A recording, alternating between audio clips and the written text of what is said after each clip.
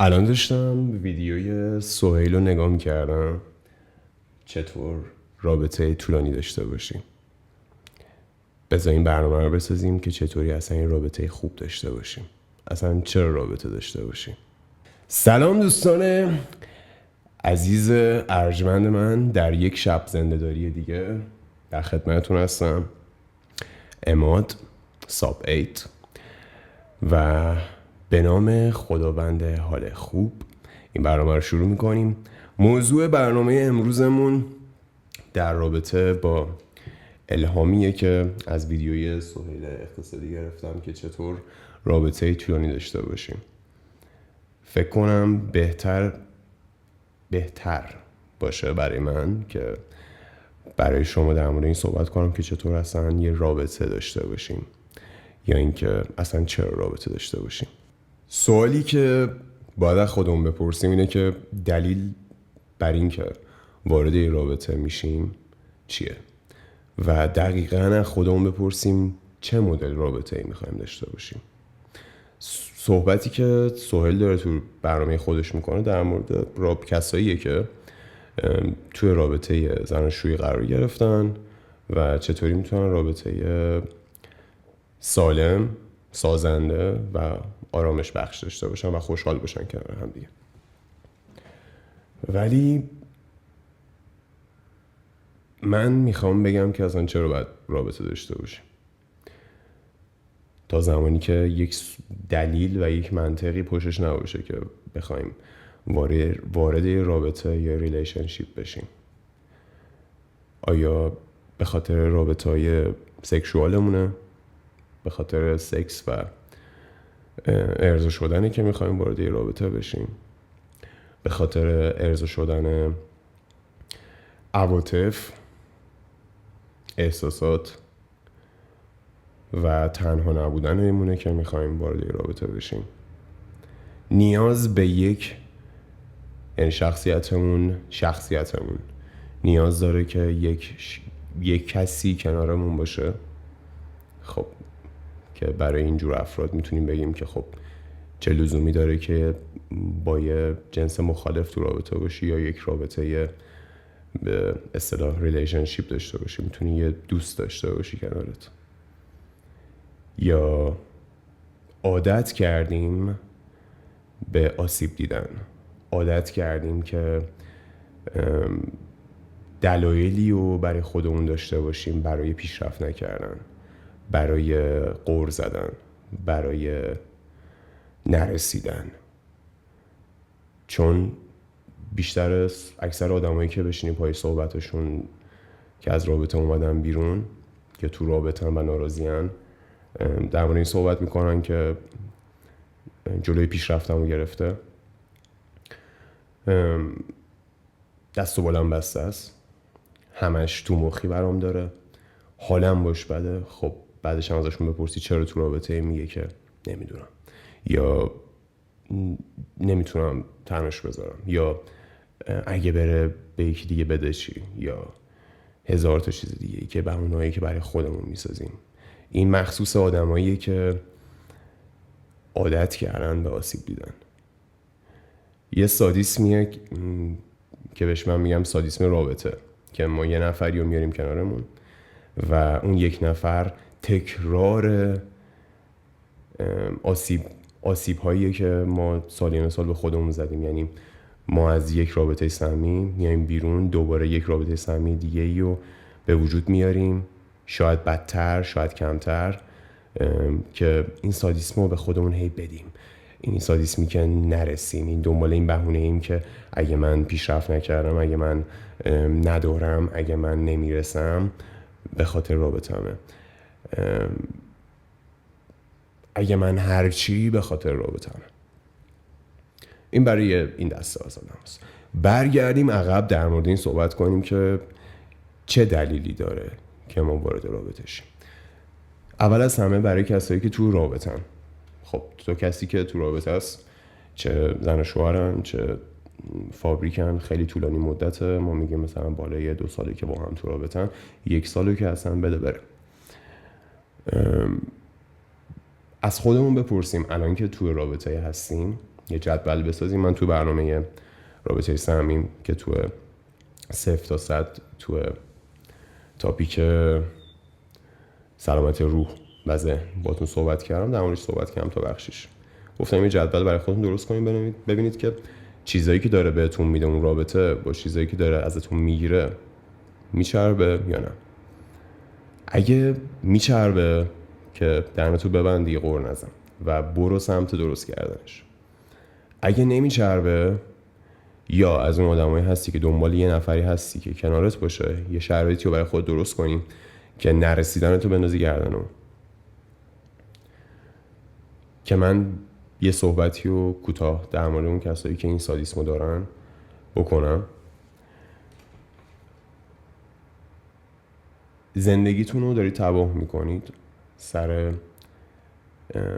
گشادی خودتون، سر انتظارات بیمورد. این یه برنامه جداست، بعد در موردش صحبت کنم. برنامه انتظار داشتنه. حالا نمیدونم اسم تاپیکش رو چی بذارم، ولی ما گاهی اوقات تنبلی، خودخواهی و خیلی چیزای دیگر رو میخوایم بنازیم گردن کسای دیگه یا سر شرایط و یه انتظاراتی رو به وجود میاریم از آدمای دورمون که اصلا با اون انتظارات غریبن. یعنی من انتظار یه پرنسسی رو دارم از پارتنرم که من یک لایق داشتن همچین پرنسسی رو شاید نباشم، یا زمین تا آسمون با اون چیزیه که من هستم و شرایط زندگی من، اون آدمی که من میخوام متفاوته. من میرم با یه دختری دوست میشم برای آیندم یا برای رابطه کوتاه مدت که انتظار دارم ازش که مثلا یه چیز خیلی کلیشه‌ای رو بگم که دوستای پسر نداشته باشه، صبح تا شب به ساز من برقصه، از خونه نره بیرون، اگه میره همش کنترلش کنم و حالا هر مریضی دیگه دارم میخوام روش اعمال کنم.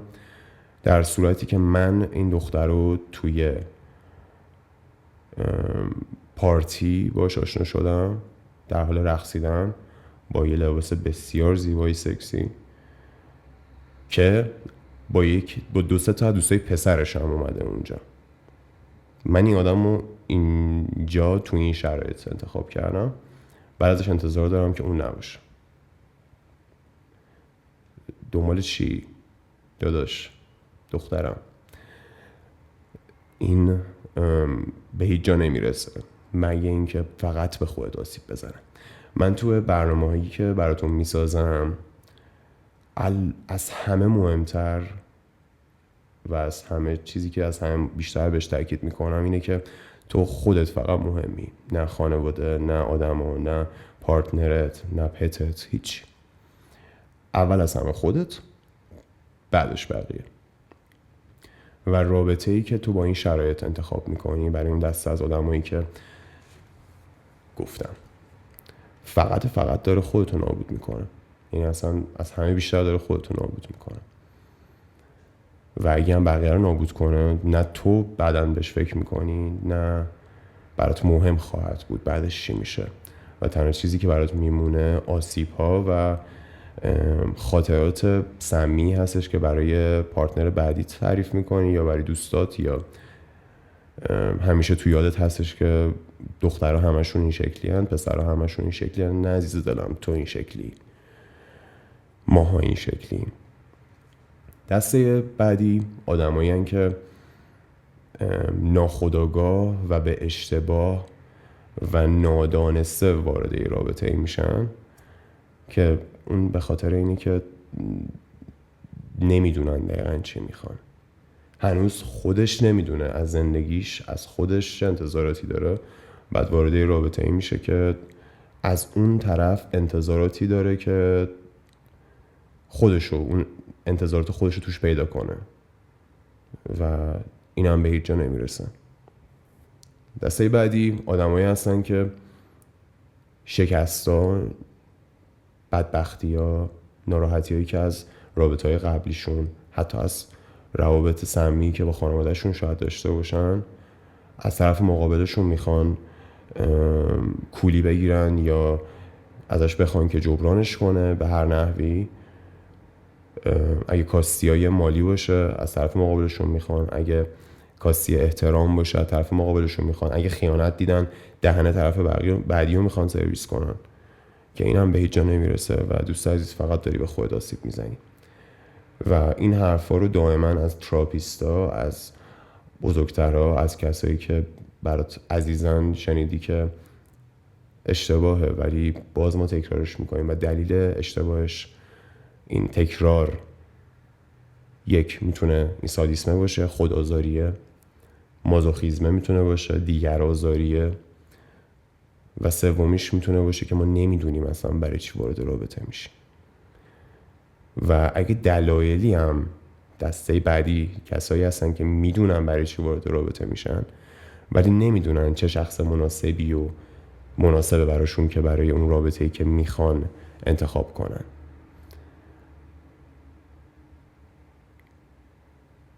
بریم. همه حرفا رو زدم، یه پیش زمینه‌ای بودش که لازم بودش در موردش صحبت کنم که اول بفهمیم تایپمون کدومه. بعد از اینکه تایپمون رو فهمیدیم من میخوام تایپ درست رو بهتون بگم. دونه دونه باز نمی کنم. هممون تجربیات بد داشتیم و اگه تجربیات بدم خدا رو شکر نداشته باشیم تجربیات بد دیگران رو دیدیم. من خودم آدمیم که تو رابطه‌هایی بودم که چه حالت مازوخیزمی داشته، چه حالت سادیسمی داشته، چه حالت ندانستن داشته که چه رابطه‌ای برام درسته و شخصی که میخوام ببینم باشم آدم درستی بوده یا نه. همش از نادانی بوده و اون زمان آدمایی بودن، چه تراپیست بوده چه دوستم بوده، که از بیرون دیدید، مطمئنی تجربهش کردید، که از بیرون یه نفر یه جوی رو بهتون میده که راحت بتونی برام بزنی و حالا شاید اون یه نفر وجود نداشته باشه، شاید یه شرایطی پیش بیاد که راحت بتونی از اون کثافت خودتو بکشی بیرون، ولی همیشه یک امر بیرونی بوده که ما رو تونسته از این منجلاب بکشه بیرون. دوباره برمیگردیم سر سوال اول که چرا اصلا وارد رابطه میشیم. قشنگ برای خودتون، کسایی که دارن برنامه من رو دنبال میکنن، به این موضوع آشنان. جدول درست کنید، برای خودتون بنویسید. چند تا چیز خیلی باحال میخوام بگم بنویسید که شاید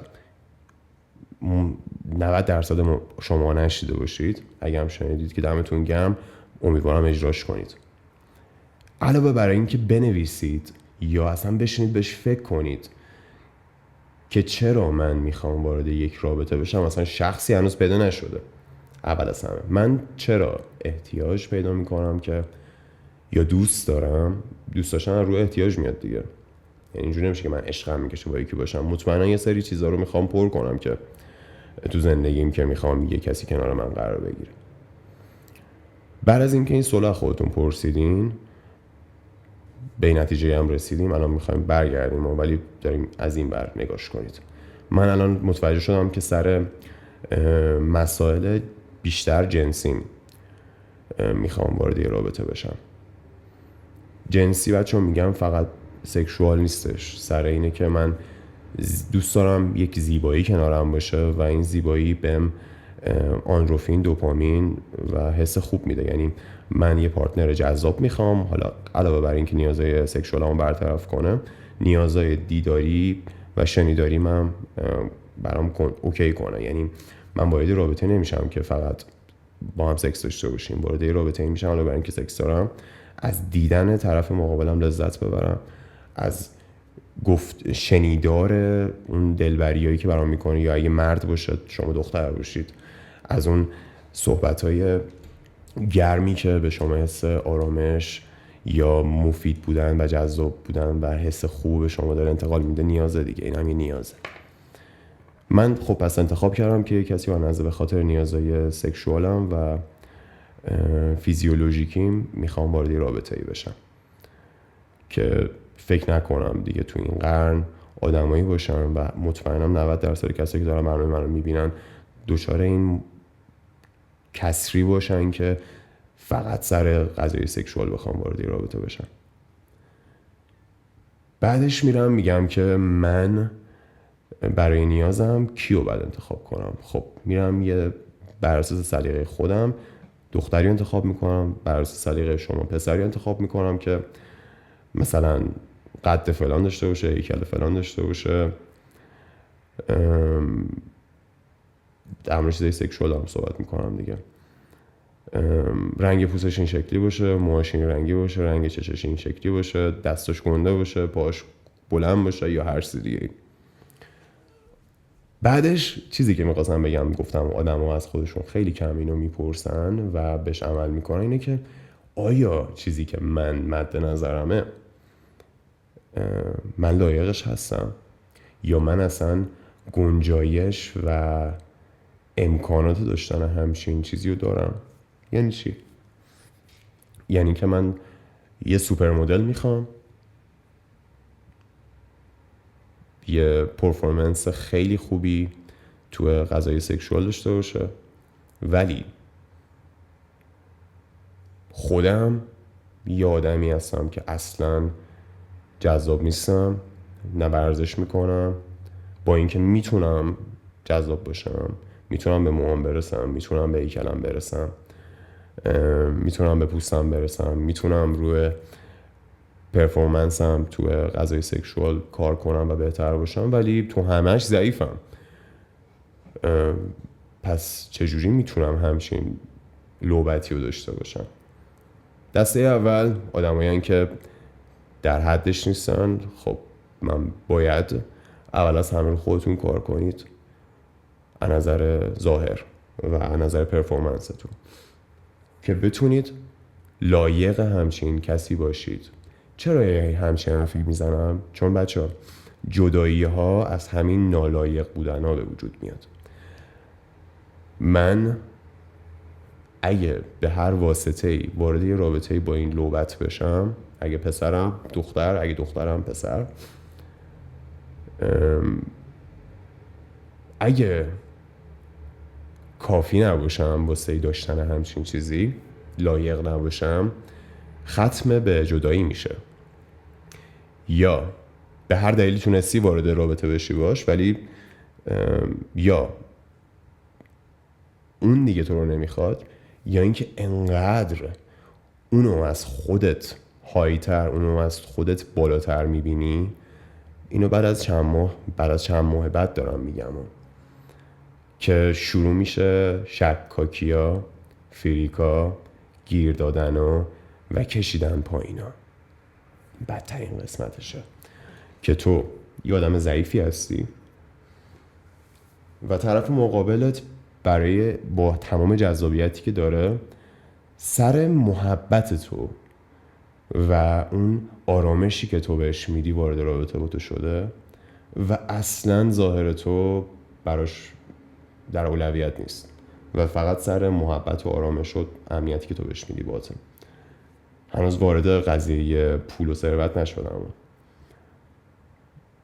تو یه آدمی هستی، یه پسری هستی، یه دختری هستی که به خاطر این مزایایی که داری که آرامش میدی به طرف مقابلت، محبت داری، امنیت میدی، مردونگی زیادی داری یا زنانگی و لوندی خیلی قشنگی داری، وارد این رابطه میشی و سر این که خودت ناخودآگاه داری حس میکنی که کم داری نسبت به این آدم، چون از نظر سکشوال وارد این رابطه شدی به خاطر این نیازات، شروع میکنی یا اونو کشیدن پایین یا خودتو خوردن و تو ذهنت این فریک میزنی که ناخودآگاه که اگه من بدترم نکنه اون بره با کسی دیگه، نکنه یه کسی بالاتری از اون باشه. عزیز دلم اگر اون میخواست در وهله اول میرفت با یه کسی که از تو بهتر بود وارد رابطه میشد دیگه، ولی اون به خاطر آرامش و محبت و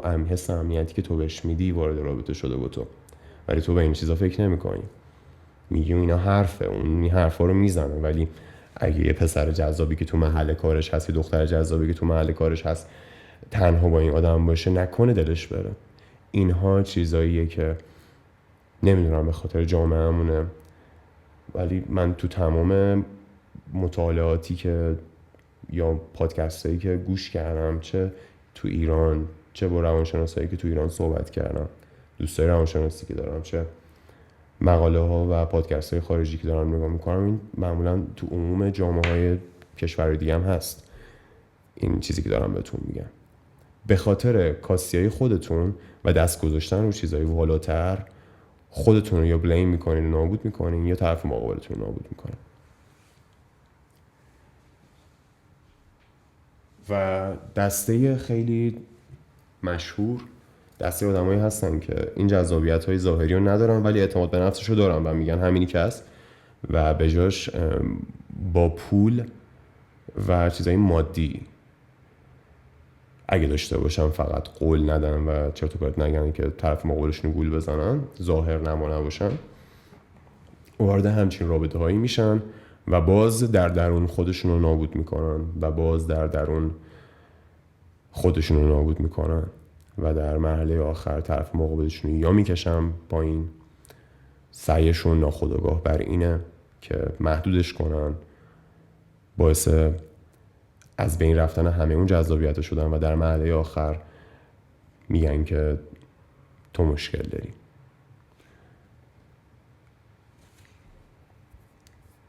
نمیدونم چرا هر سری که در مورد این مسائل میخوام صحبت کنم تو برنامه قبلی هم خیلی جدی میشم، خیلی هم انگار حالت اگریسیو دارم، نمیدونم دلیلش چیه. یعنی میدونم دلیلش چیه، چون هم به خاطرات خودم رجوع میکنم، هم کسی که دوستشون دارم تو میبینم دارن چقدر اذیت میشن میبینمشون، هم سن و سالای خودم میبینم که چه جوری دارن خودشون نابود میکنن و چه جوری جامعهمون داره ضعیف‌تر میشه. و تمام هدف ساختن این برنامه، اولین هدفش اینه که من چنل یوتیوبم بیاد بالا 100%، و دومین چیز اینه که به شماها بتونم 4 چیز اضافه کنم و در آینده این انرژی مثبتی که دارم به شما میدم به خودم برگرده. و این تغییر فاز تو این مدل برنامه هامو بذارید پای همین قضیه که خیلی برام مهمه.